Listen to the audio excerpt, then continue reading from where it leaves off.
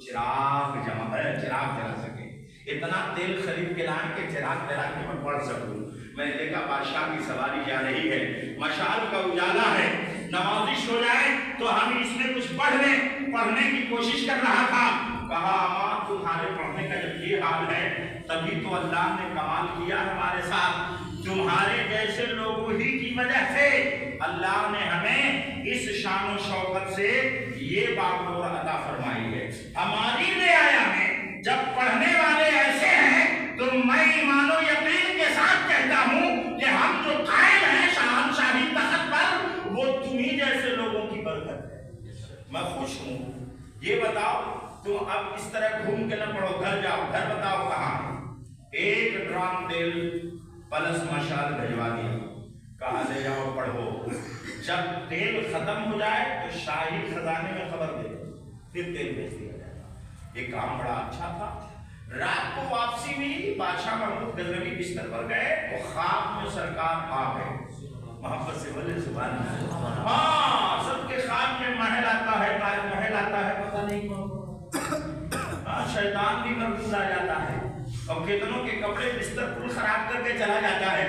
اگر نبی رحمت خواب میں آ جائے تو یہ مسلمانوں عمر فاروق امجدی کا ایمان اور وجدان کہتا ہے کہ آقا ہی آتے ہیں، کوئی غیر خواب اور سپنے میں نہیں آتا۔ آقا آئے، محمود غزنوی کھڑے ہو گئے، ادب سے ہاتھ باندھا، یا آقا کرم نوازش عنایت جو آپ نے قدم رنجا فرمایا، کیا حکم ہے؟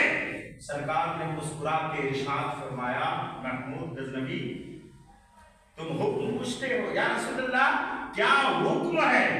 آقا گرامی قدر نے فرمان جاری کیا، ارشاد فرماتے ہیں اے سبکتگین کے بیٹے، محبت سے بولے سبحان اللہ۔ اسی بات میں تو لفڑا تھا کہ سبکتگین کا بیٹا ہوں کہ نہیں؟ فرمایا اے سبکتگین کے بیٹے، تم نے میرے علم کے وارث کی جو مدد کی ہے، طالب علم کی مدد کی تھی، اب طالب علم نبی کریم کے علم کا وارث ہے، اس میں بھی کشمکش میں تھے محمود غزنوی۔ نبی کریم نے ایک ہی فرمان سے یہ الجھی ہوئی گتھی سلجھا دیا اور فرماتے سبکتگین کے بیٹے، تم نے میرے علم کے وارث کی جو مدد کی ہے نا، اس کے بدلے میں کل قیامت کے دن اللہ تجھے جنت عطا فرمائے۔ قیامت کے دن قیامت ہوگی کہ نہیں، صحیح ہے کہ نہیں، اس پر بھی نبی کریم نے ایک ہی فرمان میں مسئلہ دے دیا۔ اب آپ ذرا ٹھہریں گے، مجھے لگ رہا ہے میں وقت زیادہ لے رہا ہوں، 2 منٹ کے بعد ختم کروں، توجہ دے۔ کیا ایک ہی فرمان سے 3 گتھیاں سلجھ گئیں، 3 مسئلے حل ہو گئے؟ کیا کہ اے سبکتگین کے بیٹے، اب کلیئر کٹ ہے، پیغمبر نے کہہ دیا ہے میں سبکتگین کا بیٹا ہوں، میرے علم کے وارث کی جو مدد کی ہے، طالب علم کی جو مدد کی تھی، گویا طالب علم جب نائب مصطفیٰ ہے تو عالم دین تو نعمت مکمل لیے ہوئے، وہ کیوں نہیں نائب مصطفیٰ ہوگا؟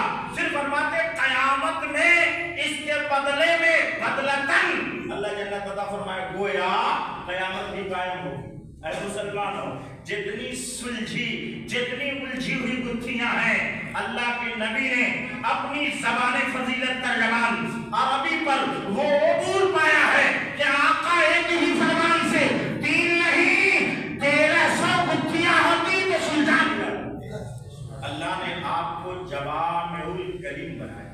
حدیث شریف میں انا جوامع الکلم، میں ہی کلام کا جامع ہوں، گویا میں بولتا ہوں تو مجھ سے زیادہ فصیح، بلیغ اور صاف و شفاف بات روئے زمین پر کوئی نہیں کرتا۔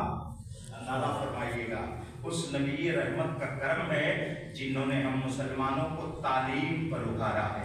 اب آپ نماز، روزہ، صدقات، زکوٰۃ، خیرات کے لیے چاہتے ہیں کہ ہم جانکاری اور نالج رکھیں تو مدرسے کی تعلیم حاصل کرنا ہوگی، علم دین پڑھنا پڑے گا، کم سے کم اتنا پڑھ لے کہ کوئی آپ پر اپنا کنٹرول اور ہولڈ نہ ڈال سکے، آپ کو اپنے فیور میں نہ کر سکے۔ آپ ڈاکٹر بنے، اسلام روکتا نہیں ہے، آپ ماسٹر بنے، اسلام پابندی نہیں لگاتا ہے، آپ انجینئر بنے، اسلام کوئی باؤنڈیشن نہیں دیتا، مگر آپ دین اسلام ضرور سیکھیں، مصطفیٰ کی تعلیم سے آگاہی حاصل کریں۔